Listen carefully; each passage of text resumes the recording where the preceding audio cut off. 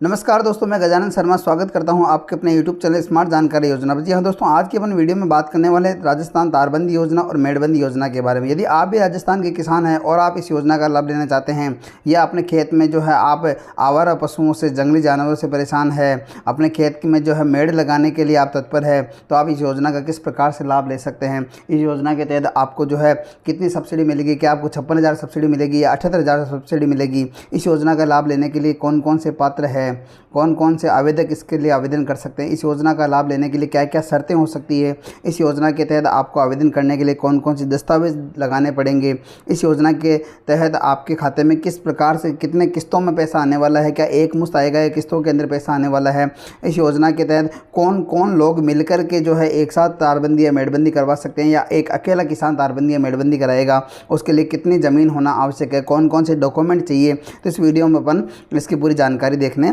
वाले हैं।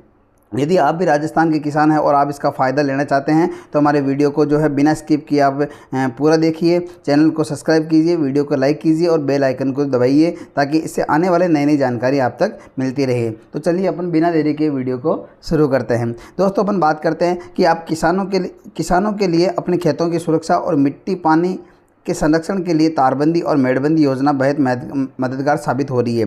फसलों को आवारा व जंगली पशुओं जैसे नीलगाय हो गया या और भी अन्य कोई जानवर हो गए, उनसे बचाने के लिए खेतों की जो सीमा है ना, उसकी जो चारों तरफ की जो बाउंड्री होती है, खेतों की सीमा तय करने के लिए सरकार इन योजनाओं के लिए भारी सब्सिडी अनुदान दे रही है। दोस्तों, अपन बात करते हैं कि राजस्थान तारबंदी योजना क्या है। इस योजना का मुख्य उद्देश्य है कि आवारा और जंगली जानवरों से फसलों को होने वाले नुकसान से रोकना। सरकार ने हाल ही में छोटे किसानों को राहत देने के लिए इसके जो है बड़े नियमों को जो है बड़ी जो है ढील दे दी है। अपन बात करते हैं कि इस योजना का जो लाभ है किस प्रकार से मिल सकता है, उसके लिए आपको सरकार कितनी जो है राशि प्रदान करती है, कितनी सब्सिडी प्रदान करती है।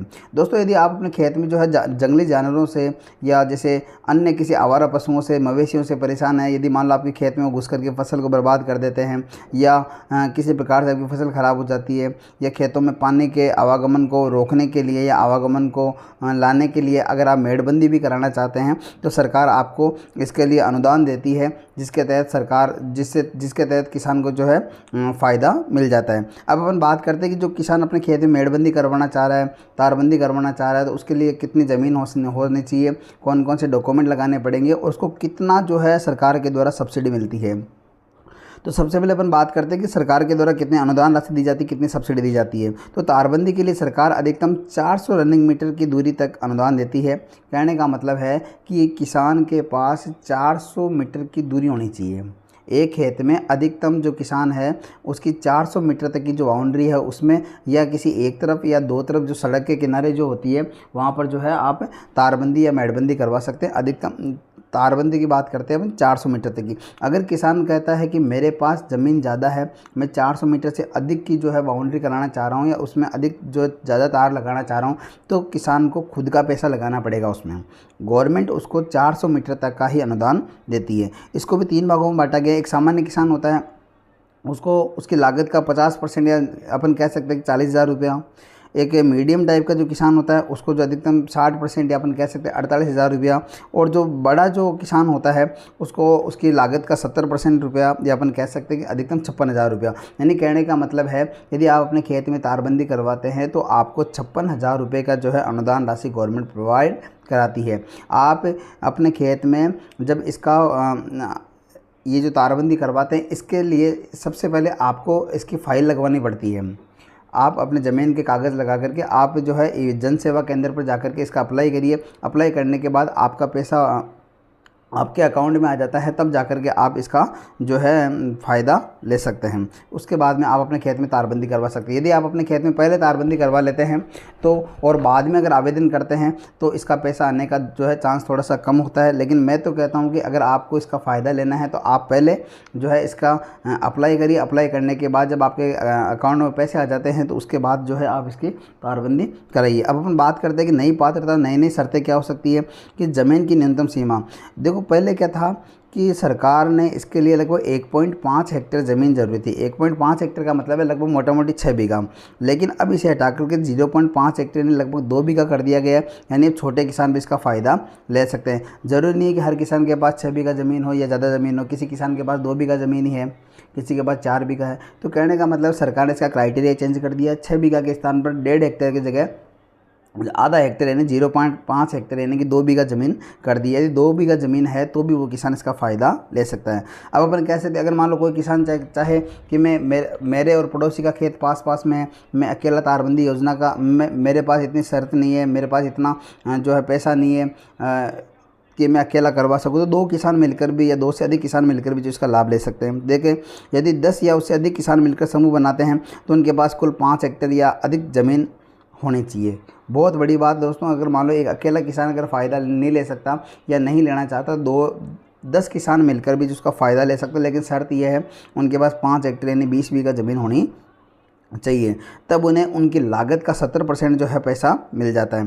तकनीकी नियम की बात करते हैं, यानी कि उसको किस प्रकार से आप करवाते हैं, कि कहने का मतलब जैसे आपने किसी खेत में तारबंदी लगाई है, तो तारबंदी के लिए आपने पिलर यानी जो आप जगह जगह पोल लगाते हैं, खंबे लगाते हैं, तो खंबे से खंबे की जो दूरी होती है 10 से 15 फीट होनी चाहिए।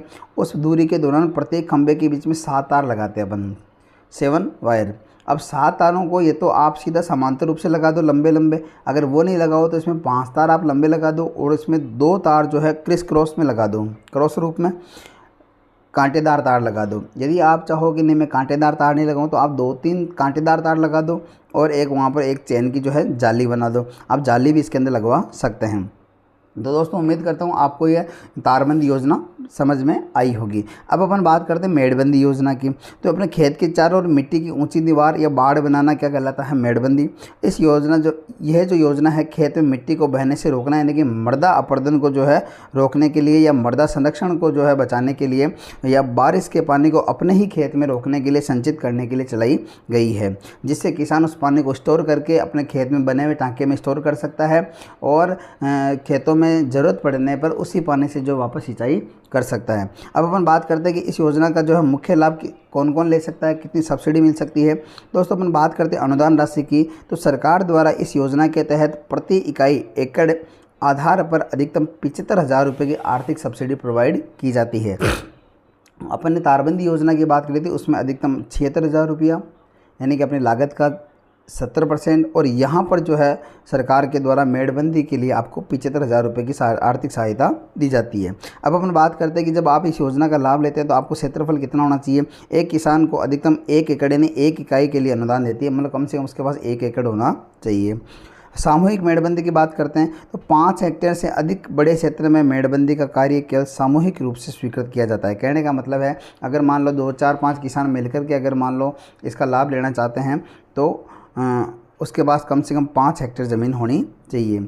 इसके अलावा अपन बात करते हैं और क्या हो सकता है, तो जल के संरक्षण को रोकने के लिए, जल को रोकने के साथ साथ किसान शेष बची मेड़ की भूमि पर फलदार वृक्ष भी लगा सकता है, पौधे भी लगा सकता है, झाड़ीदार पौधे भी लगा सकता है, जिससे अपने वहाँ का आसपास का जो है वातावरण बढ़िया बना रहे। दोस्तों आपको समझ में आया होगा किस प्रकार जो है आप इस योजना का लाभ ले सकते हैं। और अब देखो अपन बात करते हैं कि इस योजना का लाभ कौन कौन ले सकता है। मेड़बंदी और तारबंदी दोनों योजनाओं की अगर अपन लाभ की बात करते हैं तो दोनों योजनाओं का लाभ लेने के लिए वो आदमी राजस्थान का निवासी होना चाहिए। उसके अलावा वो किसान ऑलरेडी पीएम किसान सम्मान निधि योजना और सीएम किसान सम्मान निधि योजना का जो है ऑलरेडी जुड़ा हुआ जो है पात्र होना चाहिए। यदि उनके खाते में सालाना 2-2 हज़ार रुपये की 3 किस्तें आती है और सीएम किसान निधि योजना के तहत साल में जो 1,000 रुपये की 3 किस्तें आती है, तो वही योजना इस योजना का लाभ ले सकता है, वही पात्र इस योजना का लाभ ले सकता है। इसके अलावा सबसे इम्पोर्टेंट चीज़ ये है कि यह व्यक्ति इन सभी योजनाओं का लाभ तभी ले सकता है जब उसके पास ऑलरेडी फार्मर आईडी बनी हुई हो। अगर फार्मर आईडी बनी हुई नहीं है तो वो व्यक्ति जो है इस योजना का लाभ नहीं ले सकता, क्योंकि फार्मर आईडी एक ऐसा विजडम जो है प्रूफ होता है जिसकी पूरा ज़मीनी रिकॉर्ड उसके आधार कार्ड से लिंक होता है। तो अगली अपन बात करते हैं कि इसको जो है इसका आवेदन करने के लिए कौन कौन से डॉक्यूमेंट की ज़रूरत पड़ेगी। तो सबसे पहली बात है उस व्यक्ति का आधार कार्ड होना चाहिए, खुद की ज़मीन होनी चाहिए और ज़मीन के साथ साथ उसकी बनी हुई फार्मर आईडी होनी चाहिए। उसके अलावा वही पासपोर्ट साइज़ फ़ोटो, ज़मीन के कागज़, उसके अलावा बैंक पासबुक है कि नहीं। तो ये सारे डॉक्यूमेंट लगा करके जो है आप इसका आवेदन कर सकते हैं और 56,000 से लेकर के 78,000 रुपये की जो है राशि अपने खाते में ट्रांसफ़र कर सकते हैं और अपने खेतों को आवारा पशुओं से, मवेशियों से व अन्य जानवरों से बचा सकते हैं और खेत में जो है पानी के संरक्षण को रोक सकते हैं। दोस्तों उम्मीद करता हूँ वीडियो पसंद आया होगा, तो आप हमारे वीडियो को लाइक कीजिए, चैनल को सब्सक्राइब कीजिए, बेल आइकन को दबाइए ताकि आने वाले नई नई वीडियो आप तक सबसे पहले मिल सके। और यदि आपको वीडियो पसंद आया है तो चैनल के जो है कमेंट बॉक्स में जो है आप कमेंट कीजिए, ताकि अपने अपने सुझाव दीजिए ताकि हम आपके लिए और नए नए किस किस प्रकार के वीडियो लेकर आ सकें। धन्यवाद।